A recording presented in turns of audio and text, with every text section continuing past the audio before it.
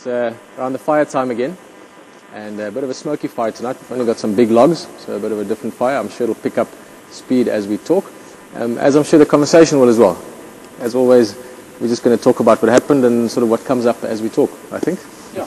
Good evening from myself as well, everybody. It's been a great week out here, and it'll just be nice just to recap on the adventures that have been happening here at WildEarth. There's been a lot happening. It's been quite interesting, especially the last 24 hours. Quite a few little technical issues that we've been having to deal with. But as everyone's, a lot of people are well aware of technical problems as part of the game out over here. It's broadcasting like from the middle of nowhere. It's been quite interesting. Peter, you had quite an exciting morning today, didn't you? Yeah, it was a very good morning. It's been an amazing week actually, the last 3-4 days especially, and this morning was I think ultimately what makes the live experience, apart from just the general experience, is obviously amazing and quite new. The surprise aspect, the fact that we were looking for a leopard and we sort of didn't find the tracks for a while, literally looking at some nyalas just tranquilly feeding along, and it was almost a sensory experience. Didn't see the leopard at first, I just saw movement, and the next thing there was a leopard much closer than the camera at the moment, where you're sitting and where Alex is standing. So it was an amazing surprise to see.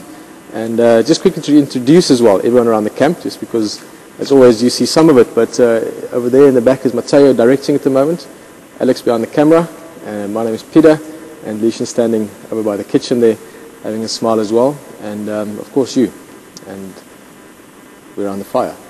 I must say the surprise element from this morning definitely went beyond just Peter and Alex out of there. Of course, everyone joining them, but I was still relaxing quite comfortably in my bed this morning, being a morning off, and I was still in dreamland when I heard in faint background my name being called. And then it got louder and louder and louder, and eventually it became a very high-pitched squeal and a high scream, someone screaming my name. And Mateo was running around all over the place, screaming for anyone who was around just to come and have a look at what was going on. And so I quickly jumped out of bed and came and had a look and heard about all the excitement. So it definitely was something quite special this morning to see that. And I believe Alex did very well on the camera, and it was just excellent footage to see what was going on there. But that's the nature of the game. You never know what's going to go on. Sometimes it's very quiet out there, and you're just sitting watching some nyala feeding. Next thing, you've got a leopard stalking in the background. That's the beauty in it, isn't it? Cool, yeah. So I was just listening to something else as well. One of the things, just different things going on suddenly, but one of the things I enjoyed this morning, especially Marcus, since you were talking about it now, the fact that you jumped in and that I knew that there were various people in the FCC, and also Marco jumping in with a little bit of a helping hint towards the Land Rover, which was also giving its own sort of feel to the drive this morning. Once again, like the drive on Friday, which was a very special drive, we might talk about that a little bit, and we'll sort this fire out in a second. It was a great sense of a team effort, both from everyone here, and again also we get the sense, I definitely get the sense of the participation and the positive feel as well from everyone on the vehicle, which makes it really easy to cope with whatever is going on at the time. Of course, a big leopard that's busy stalking Nyala, using the car literally as cover. That was what was happening at the time. He was using the front tires as cover to sneak around. That's why he came so close past us. And the email I referred to just now, Claire sent an email through, actually with a bit of a time breakdown of the whole sighting. It was now I forgot. I thought I'd remember all of the time. I think it was 3 minutes 59 seconds, if I remember correctly. That the sighting lasted within 2.13 seconds of me going, there's a leopard. It really was one of the biggest surprises I've ever had from a wildlife point of view. Within 2.13 seconds, Alex, you were on the leopard focused and following him around, and I just thought that was a very nice thing to know. Thank you for sending that through as well, Claire. And again, just like lots of things, just the things coming together in that sense to really create a cohesive, real-time experience for everyone involved around the world. Was one of the other aspects I personally enjoyed a lot this morning. And I think that's also along the same subject of what we experienced on Friday, like you mentioned, Peter, especially the Africa. And that was something quite special. We were sitting over here monitoring all the activity coming in from the emails, and although the emails have been flowing in over the last few days, it's been fantastic seeing a lot more activity on the emails, and we really appreciate it.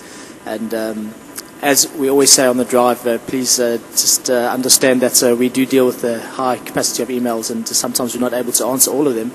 And it's for the director, sometimes it can be quite difficult to monitor all these emails coming in and try and get them across to Peter or to answer them during the break. But when Peter mentioned that people should send through just the word Africa, we all had a little bit of a chuckle in the final control, saying this is going to be very interesting, and now we're going to try and keep up with these emails. And very faithful as everyone has been, we really appreciate all that. It just shows the amount of participation and input that people put in, and how much they enjoy being part of our game drives. And I think by the end of it we had 52, between 52, and then a few more came in a little bit after that, so between 50 and 60. So I think today that's got to be one of the biggest game drives on record. Yeah, and certainly just people sort of speaking up, sitting on the game drive. And it's, again, as always, when I sit around the fire, there's so much I suddenly start thinking about. We were talking about it earlier, to a large extent, I personally try not to think about what we're going to talk about too much beforehand, because then it would be a prepared speech rather than just conversation. And I think one of the things ultimately that we will strive to achieve more and more, like we're doing at the moment, is to really turn this into a conversation, both in terms of what we get from you guys, and also just around everyone here. Tonight, Mateo's going to pop in just now. He's going to say something. It's his birthday, or his daughter's birthday today. We'll speak about that just now when he's here. And we've even got the very rare sighting. It is something extremely elusive. It is maybe harder than seeing a pangolin. A pangolin is an extremely rare animal. I've seen it once in my life. We're going to have the smiling Viking behind the camera there come and say something later as well. And I thought about that, Marcus, sorry, because of the Africa thing. You know, yeah. Alex has got it's actually the conversation of Africa started on the vehicle after we had quite an intense driving experience. So, yeah, again, like I said, I'm sort of just rambling on and sort of seeing what happens tonight. It will be nice to see Alex on the other side of the camera. Been here just on 2 months myself, and it's been an interesting process. Working with Alex has always been fantastic on the camera, and a pleasure working with him on the camera.